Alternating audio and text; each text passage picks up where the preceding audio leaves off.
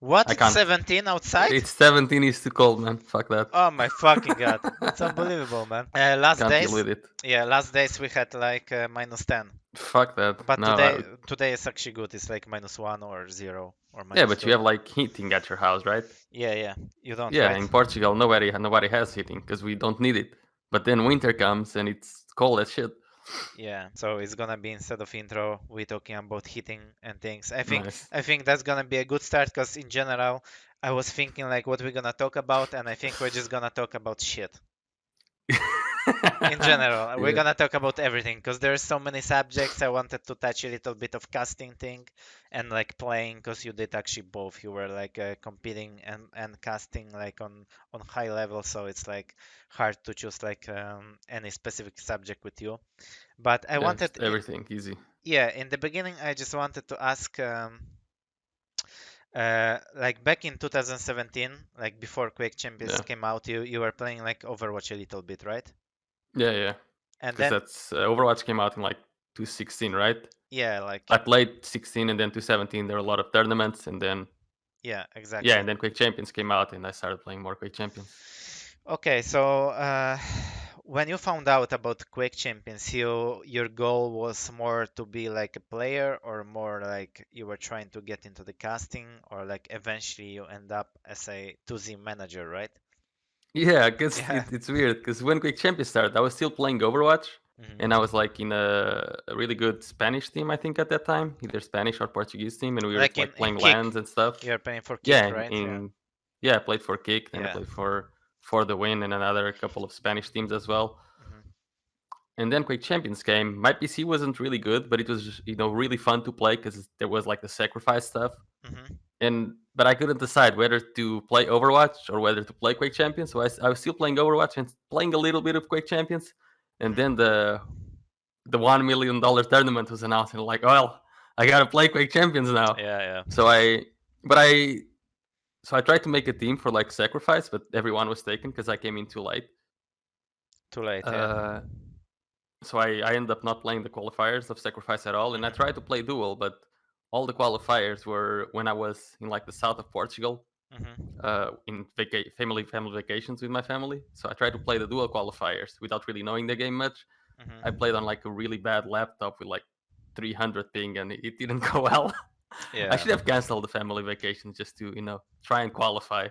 But Of course, the tournament was really big back then. yeah, it was the biggest thing we've ever had, and the biggest thing We'll we have. ever will have apparently. Probably, yeah, yeah, yeah. Yeah, I think a lot of people like made really good money there, even playing yeah, sacrifice only, or yeah, just yeah. like I mean, even duel, if you qualified for duel, it was like 10K yeah, minimum. yeah, Nowadays, to get 10K, you need to win a couple of big tournaments. yeah. As we mentioned once in our podcast with Sirius, there was so much money, not even mentioning the $1 million tournament, because later on there was like 500 or 600K Dreamhack or Yeah, something like that, and we even signed up like last second, like as a sacrifice team, yeah, that's without true. playing, completely like out of the blue. We made our amazing team called And we, Av3k, yeah, which was you, Vu, yeah, me, and Kilson. yeah, Yeah. yeah, and we made like what, 10K or something, for Yeah, it like was 2.5K for everyone. just for beating one like South Yeah, we American beat the team. Chilean team, Yeah, and they were so mad because they flew there yeah, just to yeah, play the tournament, and yeah. we stole their money.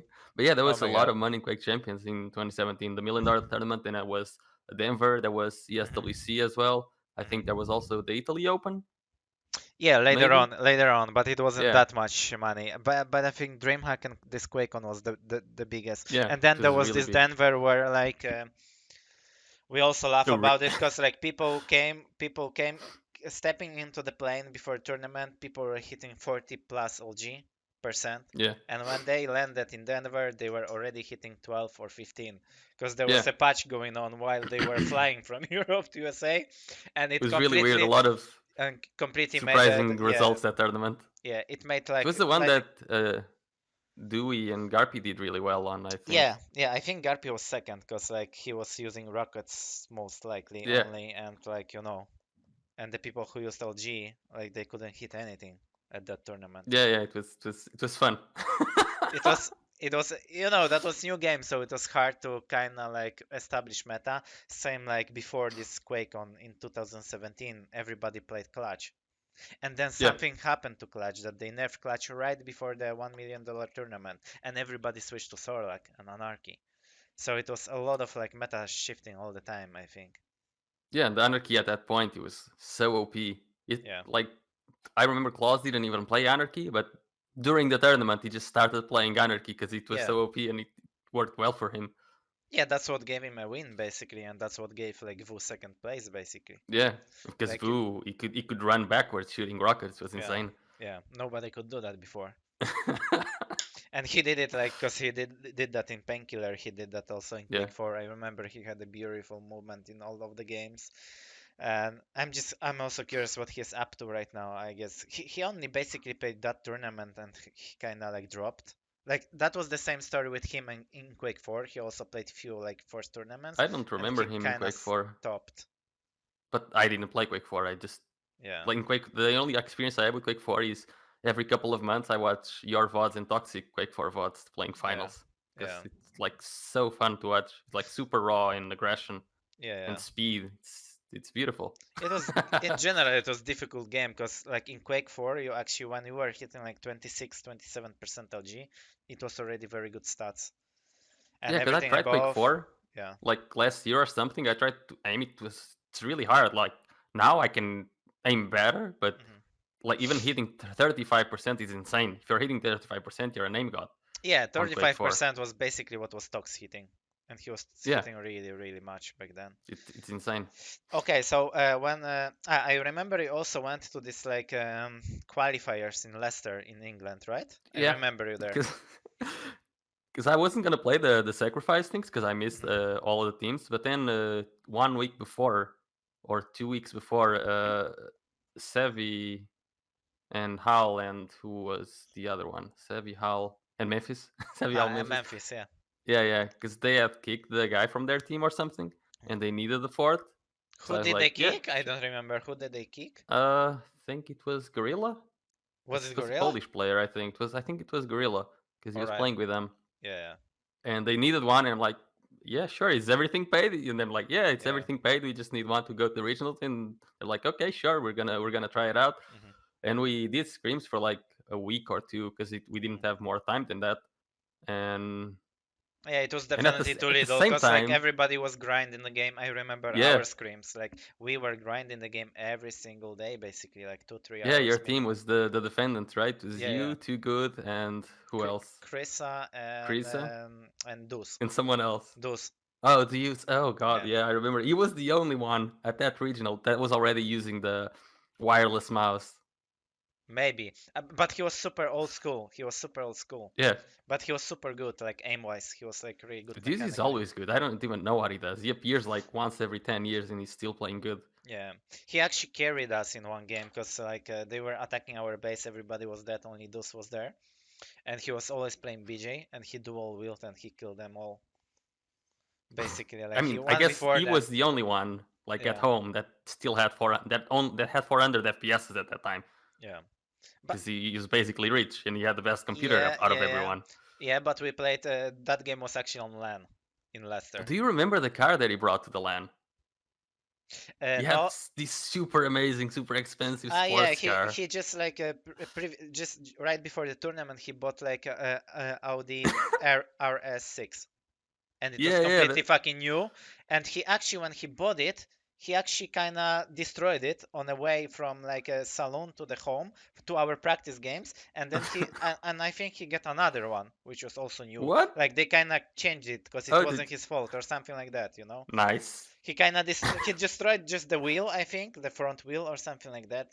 I don't know, something happened there, but I remember that. But that was like, I don't even remember. It was 200 something pounds worth car or something Jesus like that. Christ. But Yeah, for anyway, him, I mean, that's the only thing that would actually bring him from retirement, just a $1 million tournament, yeah. which is like But that's okay for him. you know what he did? Like, we won like on QuakeCon we won 55k, so we kind of split Yeah. like 15 or something like that. And there was some like there was some match going on in football. He was following. He was a big fan of some football team or something like that. It was maybe some qualifiers to some bigger event or some big event, and he really wanted to watch it in some good like environment and stuff like this. And on his way back from QuakeCon, he upgraded his ticket for 12k USD. So he won like 15 or something, and he upgraded for fucking 12. He didn't I give mean, a for fuck. him, Like, I guess it's worth it. yeah, It's he didn't give a fuck completely. And I Jesus. think he had some company with like toys or something like that. I speak from Yeah, him I don't know. from He's now. always in doing some new business, Yeah, basically. Just but the guy is lives in the super nice. mansion. He's super fucking Yes, crazy yes, nice. He's so super like humble and nice. Like we speak from time to time. He watches like every QuakeCon basically, and he like watches nice. my games. Like from back then, he watches my every single game. Like in the beginning, like we had some little issues when we were practicing because I wanted to like grind hard. He didn't have a lot of time. In the beginning, I couldn't understand him because he was like, like his accent was fucking like unbelievably hard.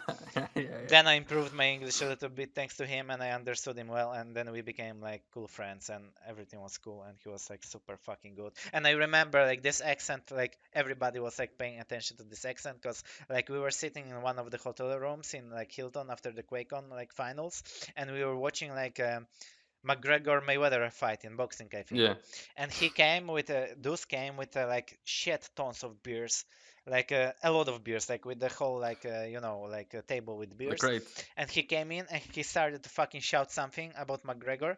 Everybody sits like this, like it's quiet completely, and they are like, "Where the fuck are you came from? Like your accent is so like all these Americans are like, where the fuck do you came from? Like your accent is like completely not understandable." And yeah, and it was fucking crazy nice. But anyway, yeah, so you went to this like English tournament, like English qualifiers Yeah, in to the Leicester. regionals with cYpheR, It was Memphis, and super Hal. hard to qualify, I remember, because we basically had really tough game to qualify against. Yeah, only 4 teams passed basically Yeah, from only four Europe. teams passed. Yeah, and we played like for getting into the finals, we had to play Alliance, which was also kind of really good team back then, because it was like Yeah, Strengths, it was Sparty, Drinks Party and who else? Syndrome. I don't remember who else. Syndrome Yeah, and Bus Syndrome Driver maybe. and busdriver.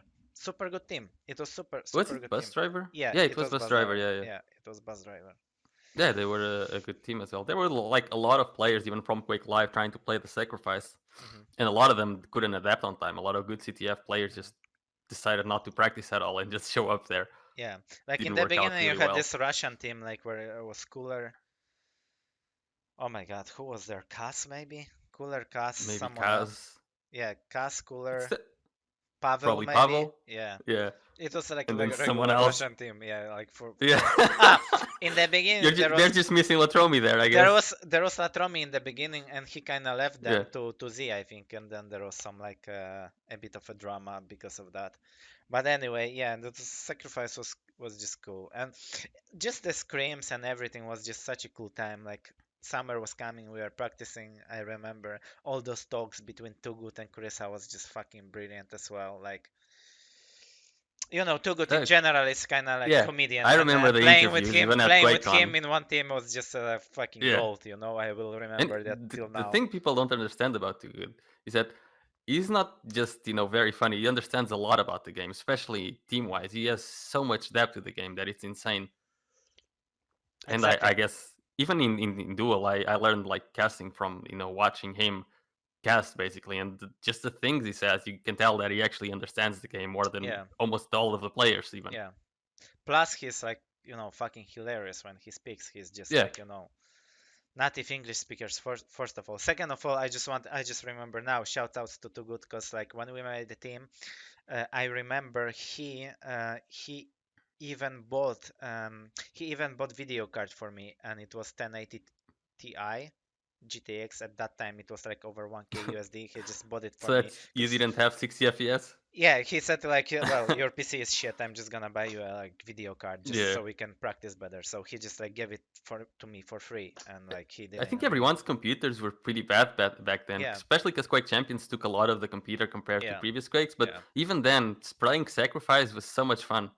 yeah, It was a good game mode, and playing on team, it's just so much fun. Yeah, so it also speaks about Too Good. Like in general, I had great team. Those Too Good, like Yeah. both like great guys. In general, now I think that I'm the most nice people I'm meeting in my career are the guys from UK. Because now I'm playing for Team Endpoint, also super cool guys. And it's like somehow it's just like they cross like my path like here and there. But anyway, thanks to Good and thank you Deus for playing, and it was great time. And so you basically so you didn't qualify for QuakeCon and you became No. like and you really wanted to go there and you became like a 2Z manager, right? I was the Z manager already before that. But you were like kind of manager like you are serious manager now, or you were like real No, manager and you tried to take care of them and help guys and like I tried to help them a lot because uh, they were all young kids.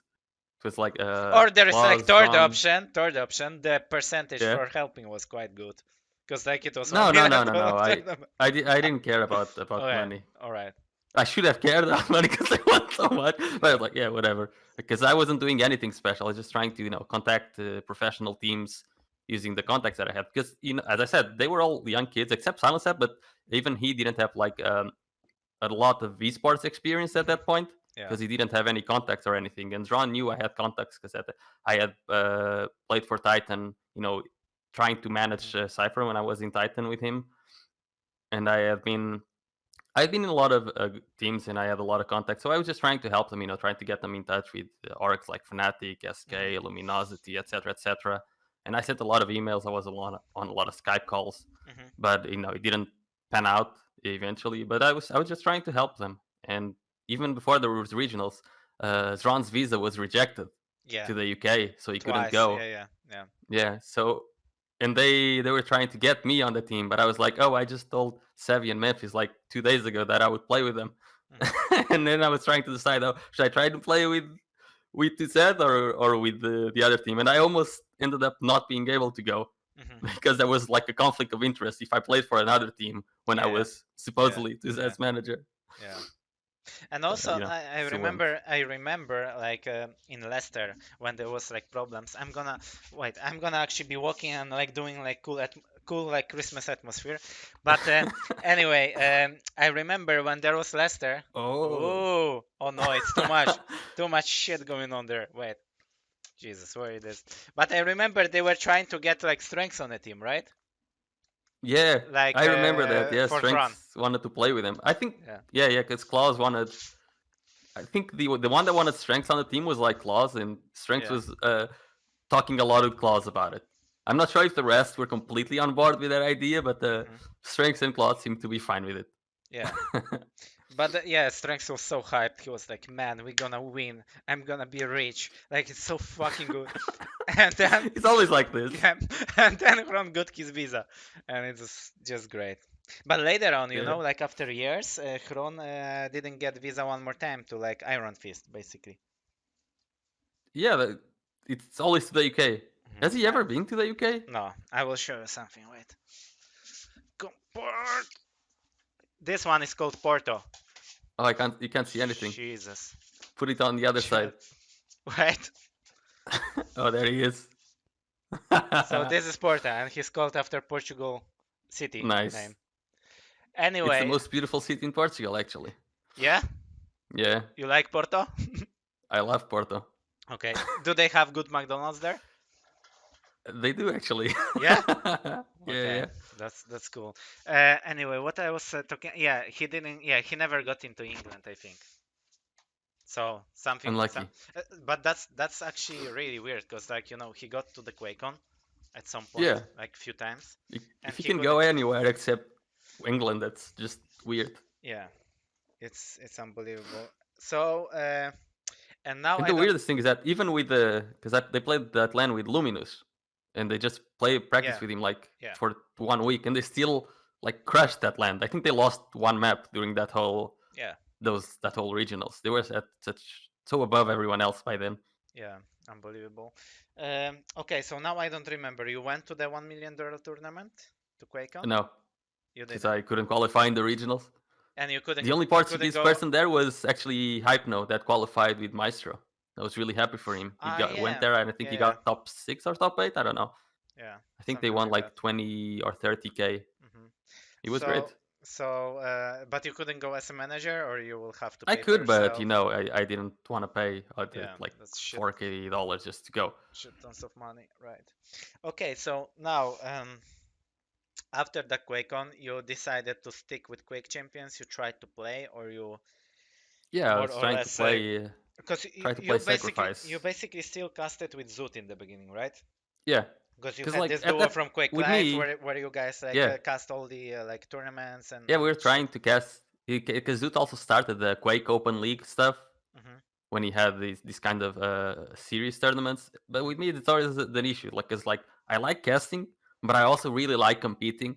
Hmm. So I never like fully went into casting because whenever there's a tournament, I'm like, well, if there's a tournament, I want to compete. Hmm.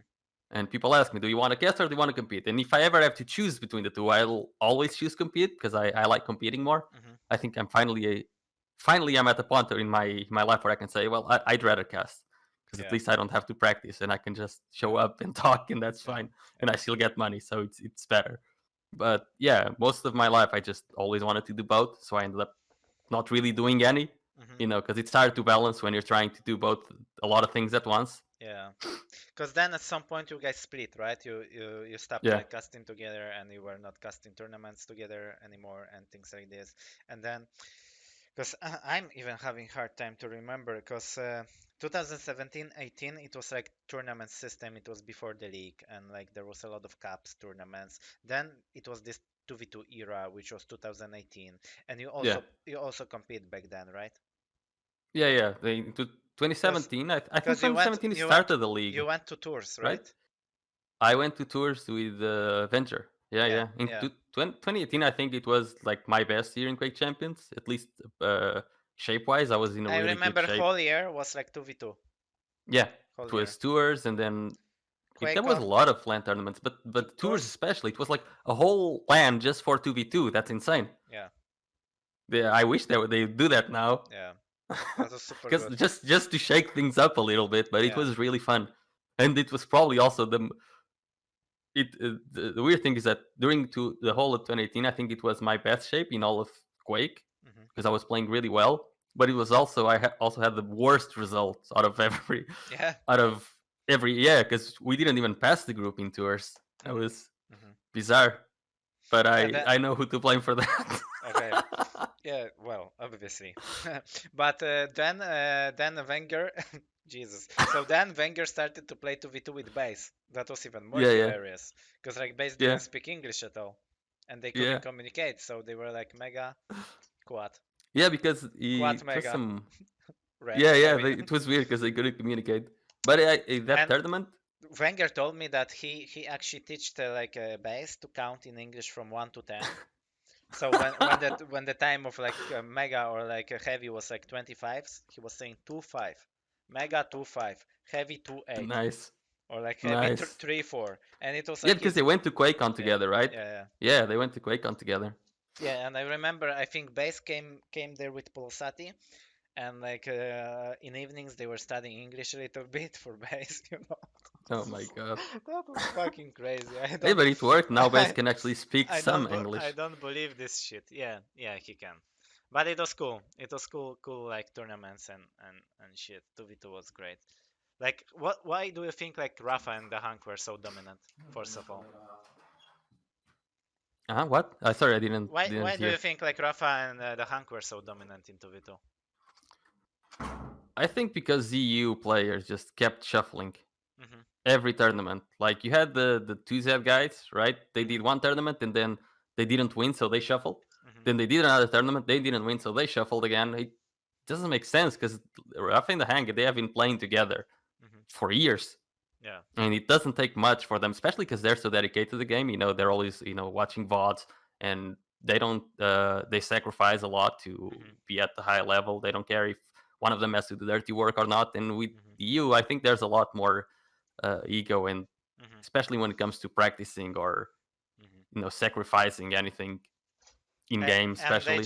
they just recently came back from like Overwatch when they played for like Liquid, Yeah, like competitively, so they already kind of had this spirit, and I think Overwatch gave a lot to Quake players because like they finally understood how to communicate well in Quake, even in like in especially team games. communication.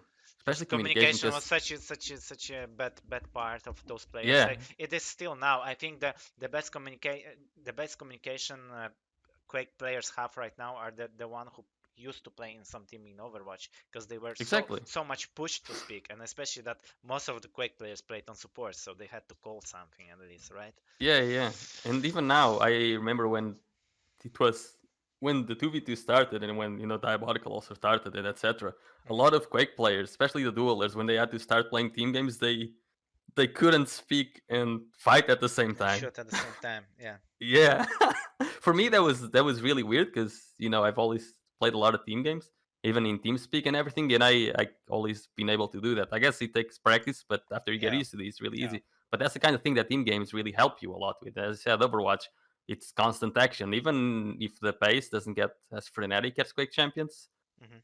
on a regular basis, the peaks that Overwatch has can be a lot faster than Quake, Yeah. and you have to be able to speak clearly. And communications are people talk about like mechanics and game sense a lot, but communications when it Hmm. comes to a team game Is the is key.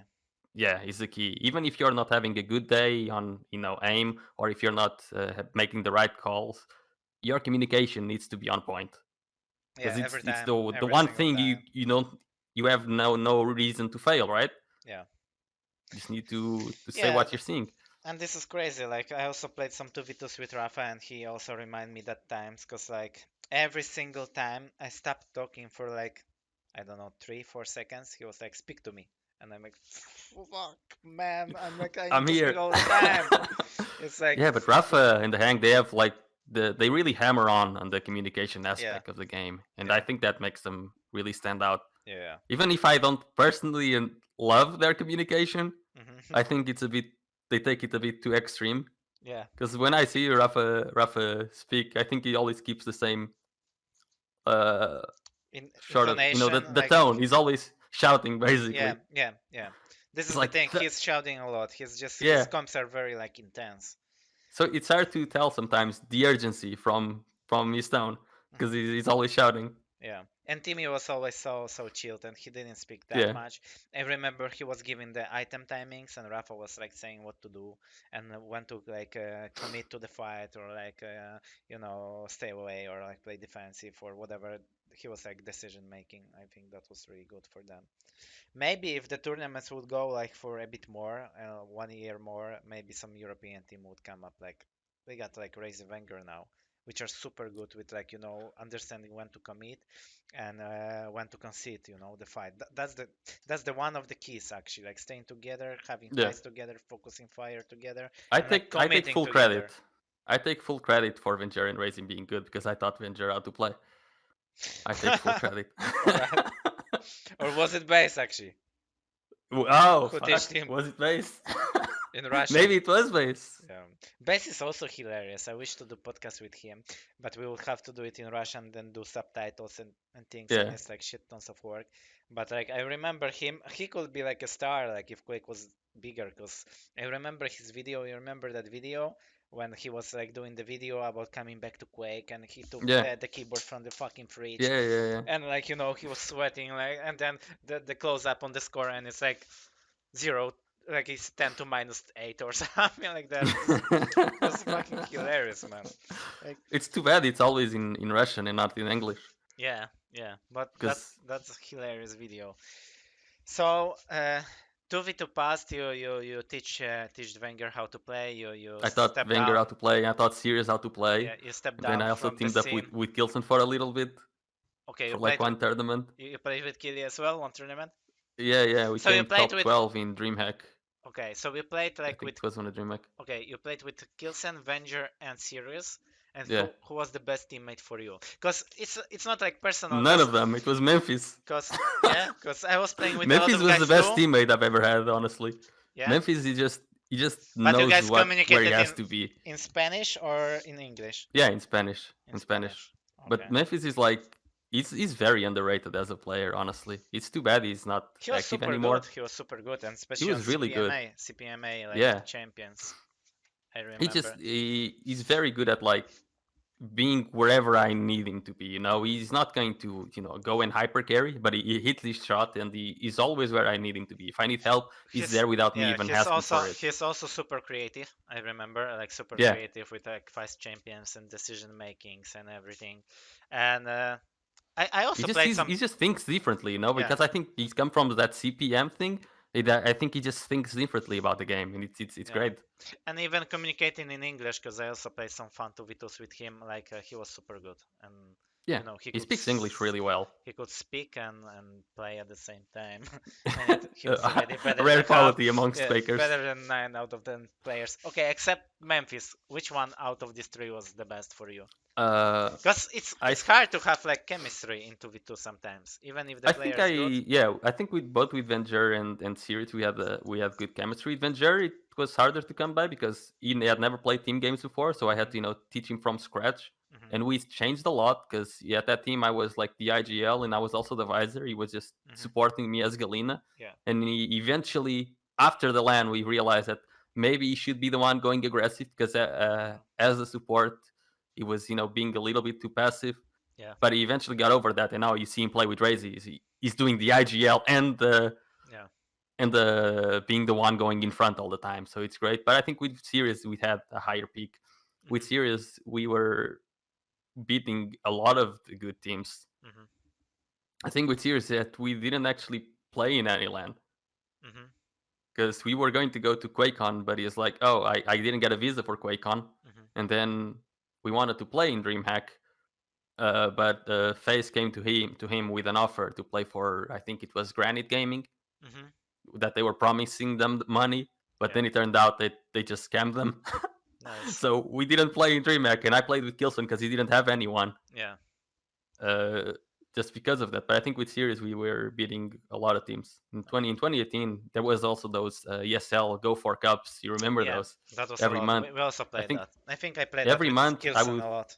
Yeah, every Yeah. month I played with basically a different teammate, and I got top 4 almost every month. I was basically a stand-in for every team that was playing at a really high level. It's too bad that Sirius was being a fucking idiot and that we never actually played in a LAN. Yeah. Because I remember he did an interview, I think, with Chazik, the French guy who used to do a lot of Hmm. content for Quake, right before that DreamHack, and he was asked, "So, who do you think the best teammate for you in Quake Champions is?" And Hmm. this was after they announced that he was going to to DreamHack with FaZe, and he says, "Oh, Vince, we are the best team in the world a lot of times when I'm playing with this, but you're going to DreamHack with FaZe," and like, yes. Fucking hilarious. Yeah, Okay, so 2v2 era end up, and then we had like 2019 when nothing was going on. You remember this like kind of gap? Like we had yeah, like yeah. after DreamHack 2019, whole year until the summer 2019 there was nothing. Did you expect that Quake gonna like die at that time and No, there will be no I tournaments, or you expected that something big coming up or something totally different? Because they came up with completely different system with league system. yeah. They changed like round duels to the time limit. Like, what did you like think about Quake at that time? What were your feelings? Well, I was hoping it would continue being team modes, but I think they left it pretty clear that they weren't going to continue with team modes. So I lost a lot of interest at that point. Because back Hmm. in Quake Live, I played a lot of Duel, but in Quake Champions, the Duel didn't interest me much. Hmm. But when they brought back time limit duels, I thought, well, I'll give it a try. And I think I played for like maybe a month of time limit duels Hmm. right at the start, and I got really bored because after playing in 4v4 and 2v2, and it's Hmm. really fun to practice and to grind, going back to duels was just like a Yeah. bit depressing, honestly, Yeah. because the intensity isn't there, Hmm. and not having people with you makes it a lot more frustrating experience. I think 1v1 is very intense on like your mental capacity Hmm. and your ability not to stay depressed. Exactly. Okay, so and So did I you? think I quit back then. Right before the Pro League was announced, I just didn't Hmm. play anymore, and I started. I wasn't really playing other games because there wasn't many games going on. Hmm. Not none game that interested me, so I started maybe playing Apex, I think, Yeah. and Yeah. playing Quake here and there, just on and off I think whenever that was the something time when fun came. Clawz was playing Apex for Navi, and I think he tried to Yeah, come back for this league. for 2019 league, but after such break he couldn't really play Yeah, well, and he decided to not actually even go to QuakeCon because I remember Agent was supposed to go to I think Agent was supposed to go for him to QuakeCon, but then he started to shit talk everybody in Quake, and he got like typical agent behavior. he didn't get invited, unfortunately. Very surprising. Um, okay, so did you ever think about like did you ever try to get into QPL as a caster, or like how did it look like? Or already they I, get a pool of like hosts and to be honest, I never actually applied for any of that like officially, hmm because I don't know. I'm always kind of weird about it. Because at that time I also thought, well, if I'm gonna be in, if I would ever be in QPL, I'd rather be as a player than as a caster. So I hmm never considered the possibility of going there as a caster. But then I also got mad when I saw they announced a lot of new casters, yeah, for and example, I like should have applied. yeah, because like they got who I was yeah, they got a free life, right, as a Yeah, caster, and I because think at that he time Flea wasn't known at all. He was just doing really small community cups with yeah, like 10, it's 15 not viewers even on Twitch. it's not even about if he was like big persona or not. It's like I remember him casting before that, and he had like absolutely no knowledge about Quake at some point. Like Yeah, I I mean, remember but I just like I think in Quake Champions, a I lot of big just casters didn't have a lot of knowledge about Quake, because a lot of yeah, big casters from other games came. but there still was like a lot of casters who had a lot of knowledge. Like for Yeah, example, DDK, still for me yeah, like a lot of knowledge. Like ZSX, a lot of knowledge. ZSX as Zoot, well. Yeah, shit tons of knowledge. You had like new ones, but like I remember specifically Flea. Like he didn't know what he's talking about at some event, like completely. And then he became like a regular like caster, and he improved and like his yeah, knowledge. I mean, because like I mean, like casting obviously is not only about knowledge. Like it's about the flow, like how you speak, how interesting you are. This is the most important. But for me as a player, I look differently at casters. If the guy is exactly. speaking nice and like with good intonation and he's excited, it's great. Yeah, But but you if don't I really hear care.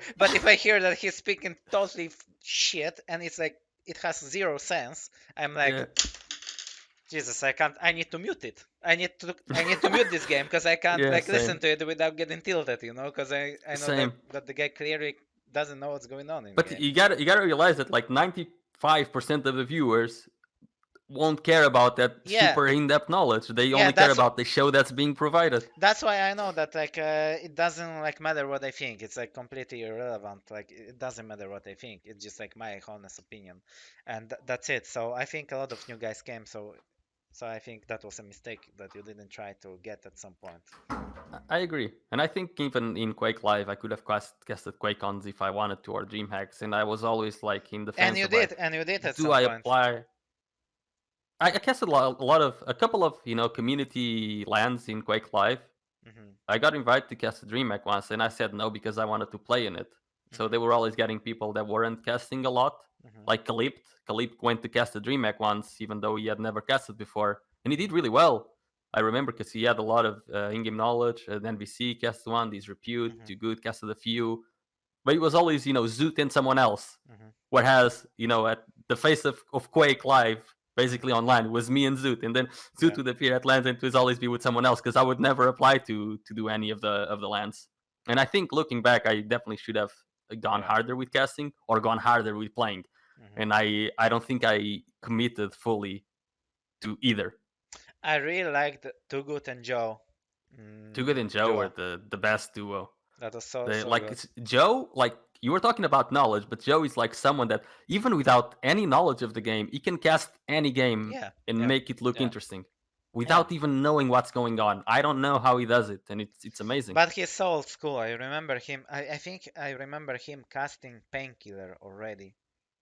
Yeah, he was casting Painkiller, and It's like the OG caster. yeah, he's like so old school. Like that. I also like DJ Wheat in the beginning. There was like so many like cool old school casters. Well, DJ Wit is back again, and he's like casting Yeah, some like one match per week or something like that. But still, like he is super old school and classic like caster. Like I remember Carmack, this Polish guy who became like a ESL, like Yeah, yeah, manager. He was casting like quite good. Like there was a lot of back then. There was only the only people who cast were the guys who were like doing it like with love and passion and for fun. And yeah. same like with journalists. Like back then, journalists didn't really make that much money unless you worked in GGL or like other big like site and things like this. So I think there was a lot of good, cool old school casters who eventually became like very famous in like CS, in like Overwatch, Yeah, or like in the industry, because yeah, if you look even like fish sticks and tosspot and stuff, there was all people that casted a lot of Quake, and yeah, after that they all went on to yeah, start Twitch yeah, and start also big companies and stuff, and they're all yeah, very successful. yeah, And but back then they were working for they worked for 5 to 10 years without getting paid at all. They were just yeah, doing it for the passion, and now yeah, they're being rewarded for it. yeah. Okay, what else? Yeah. So we spoke a little bit about format. I think the next season might be like Jules again, if there is next season coming up. Yeah, I wish to see some like team modes, but we already spoke about it. Yeah, And okay, so where you're like I think you have huge passion for like aiming and like and all this subject, because we already spoke about it with serious. Like where did it came from? Where How did you get like so hooked up with aiming? Like it's because of like I don't know. I actually don't know, because when I started Quake, I was really bad at like LG and stuff. hmm Because I remember when I started Quake, I was obviously terrible, but I learned really quickly. hmm Because Quake Live was my first game. I started with like Action Quake 2, which was basically Counter Strike in Quake. hmm It was a mod for Quake 2. I never actually played Quake 2, but I played that mod of Action Quake 2. And I was terrible at shooting. The only thing I could do was movement. So I played for like a year, and I was really good at movement. I was one of the best jumpers in the world in the game. I could do all of the trick jumps. I just couldn't shoot anyone to save my life. So I started playing a little bit of codE4, and someone introduced me to like I saw that Quake Live was getting released, because I started really late in gaming. I started like 20, 2007 or 2008, and that's when Quake Live was getting released. So someone linked me a post on Yes Reality that Quake Live was getting released, this new browser game, hmm and I decided to try it out. I tried it out; it was fun, and I started playing it a lot. I dropped the other games and I started playing Quake Live a lot, and I was terrible, but there was a lot of Portuguese players in the game, hmm and they were surprised that new people were coming in. And this hmm particular guy from Kick Eden, for some reason he took interest in me, I and remember that guy. Yeah. he was really good in TDM, and he's really good in duel at campgrounds. That's it. He couldn't play most of the other maps, but he was really good at campgrounds, because he would just rush like a maniac with LG, and that's it. Yeah. Uh, so I would play a lot with the Kick guys, not a lot Eden, but Zerth. hmm And Zerth would just beat my ass like 25-0 every single game. Because I actually started Quake, I hit like 17% LG. I couldn't hit rockets. I would maybe sometimes hit the rail. hmm And he would just beat my ass 25-0, because his elo was like 1800 back then, or like 1700. He was really good, and I just started. So after like 2 months of this, one day Yeah. Eden comes to spectate the game. I'm playing Eden on the M6, because that's the only map I knew. I'm playing hmm Zert on the M6 and Eden spectating, and he sees me lose like 20 to -3, and he starts talking to me to like the chatting game, Yeah. or like the private message that appears. Private message, Yeah, yeah, private on the message in browser, the yeah, Quake Live and the Quake, browser, yeah. and he's like, okay, I'm gonna tell you what to do, and you're gonna do it. So the hmm game starts, and he's writing in private message, go red. So I go red, Yeah. go LG, go yellow, go mega, go here, go there. He's just telling this, like he's writing as fast, because he writes really fast. He's writing as fast as the game is going on.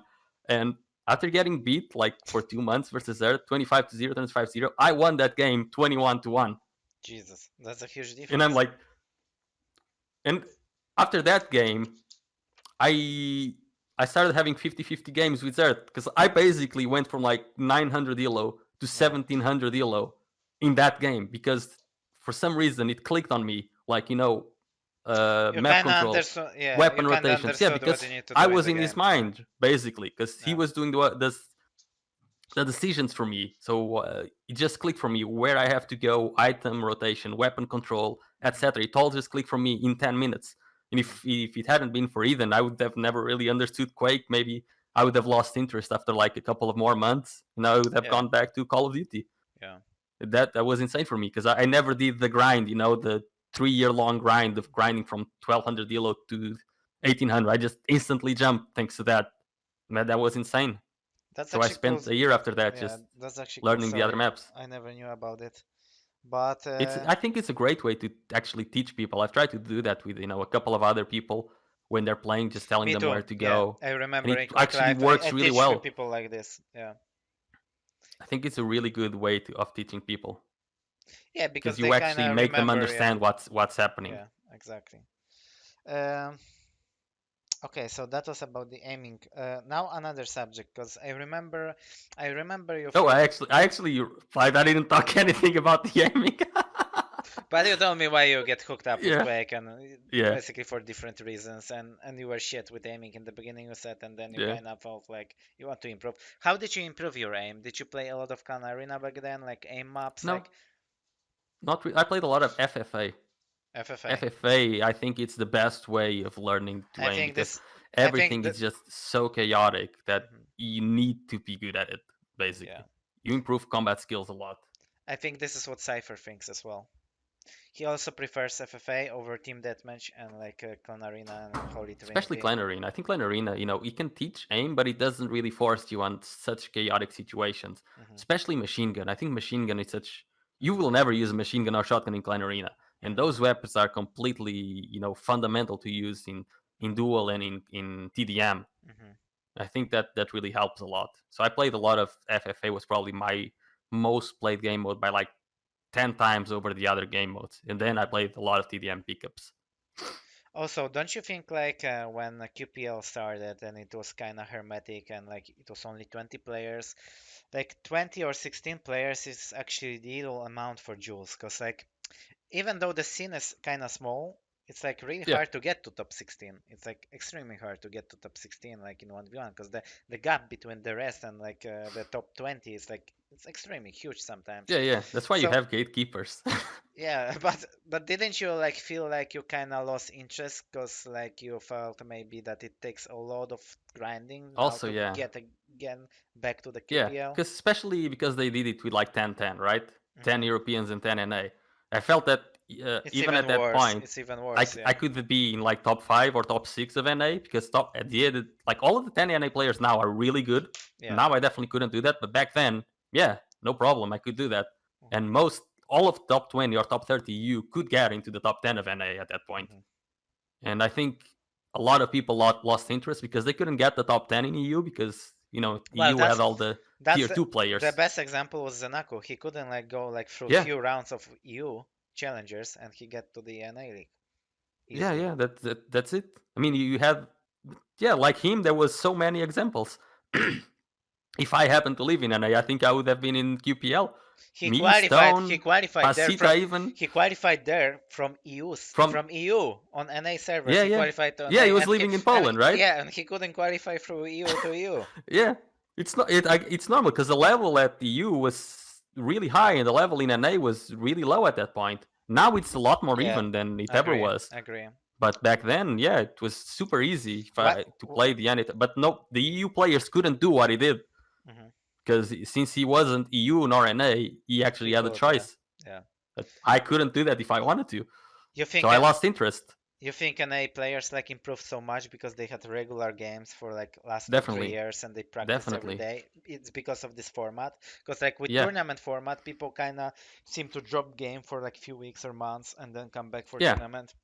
But this forces players to be active for like 6 months straight, and that helps, especially the lower players, because the level starts to get more even. Hmm. And consistent practice versus all the top players will make you good. You were talking about Zanaku. Look how good he is now, or Maxter, who wasn't even in the scene back then. Hmm. He improved so much just because of consistent practice against the pros.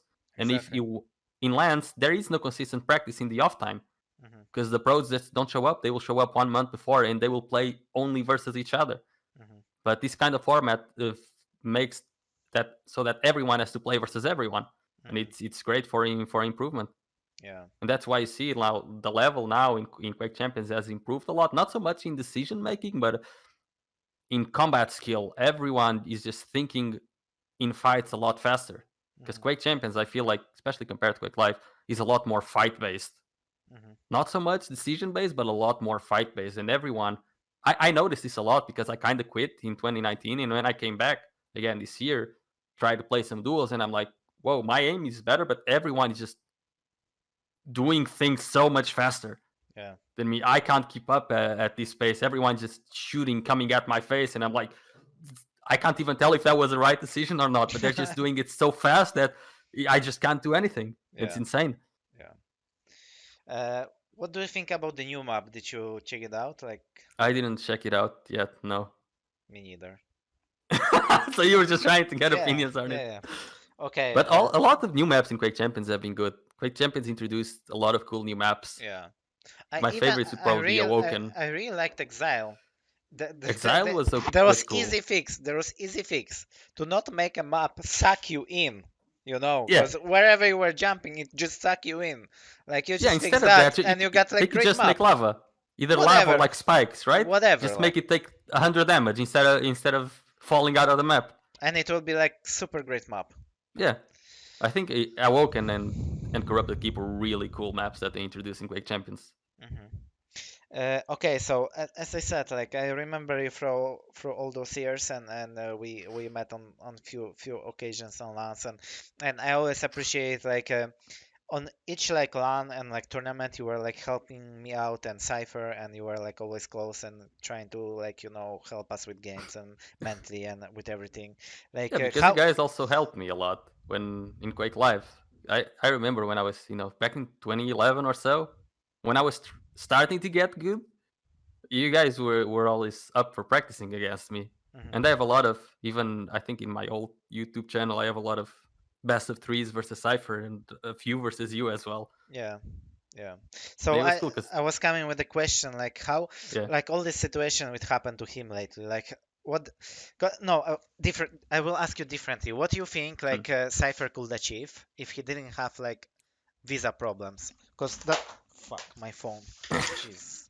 Cuz like the main issue for cYpheR is that he couldn't get to USA. So Yeah. this guy is super like unlucky because he stopped playing like Overwatch. He joined Virtus Pro, right? Everything was great, and then he had this visa problem, and he couldn't Yeah. go to $1 million tournament. He couldn't go to second QuakeCon. He couldn't go to the fourth QuakeCon, which was like 2019, like QPL like opener, and then he had to qualify after next 3 months for the fucking challengers to get the QPL league.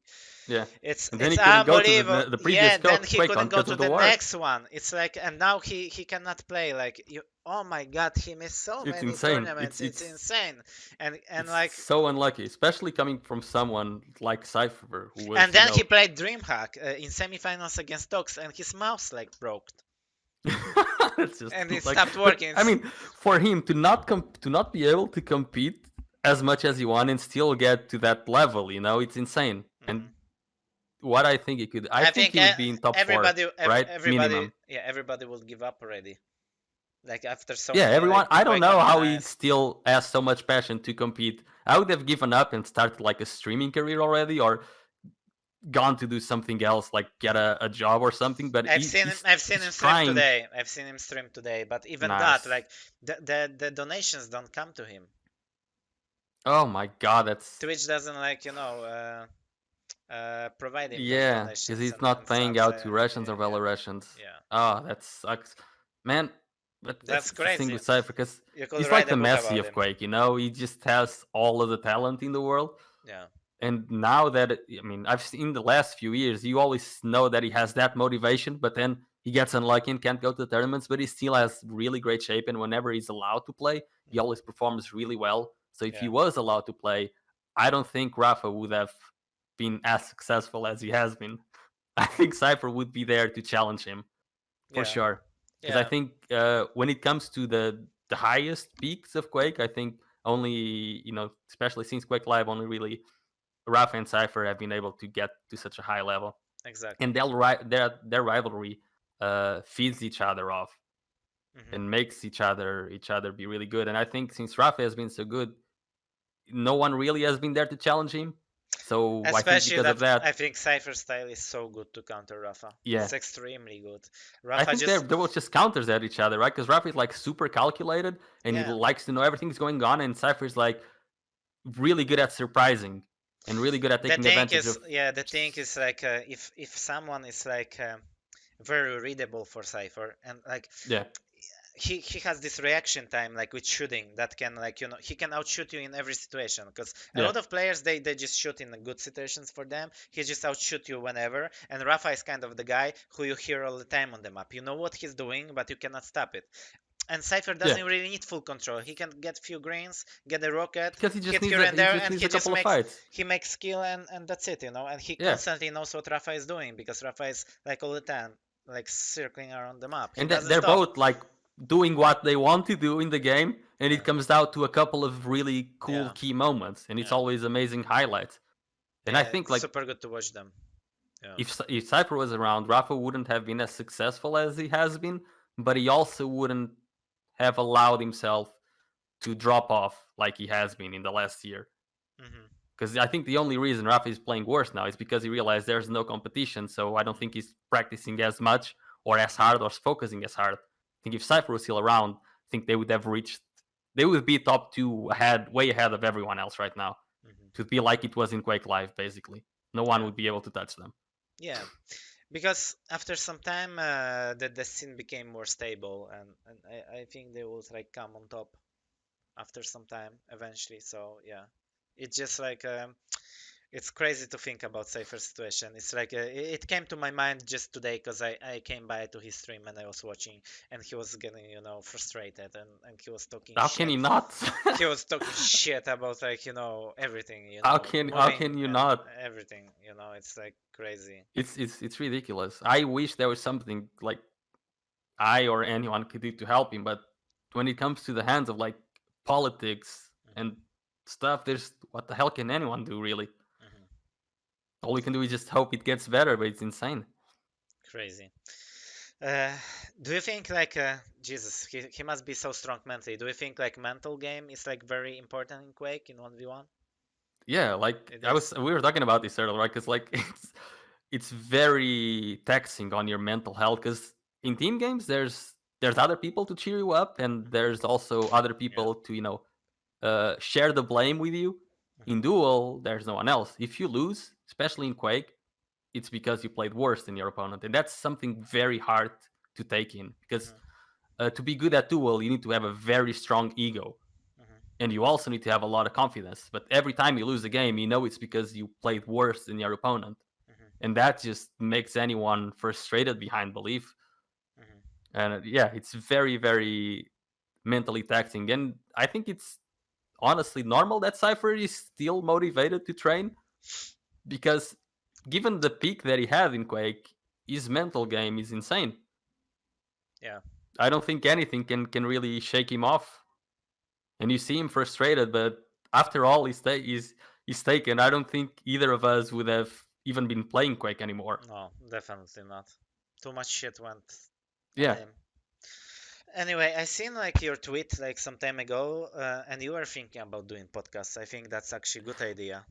I mean, if you keep inviting me for that podcast, I'm just taking the time and effort to give you content. Might as well do one for myself. But That's yeah, that. Yeah, but I think I'll, you're great. I think you're great for doing such things.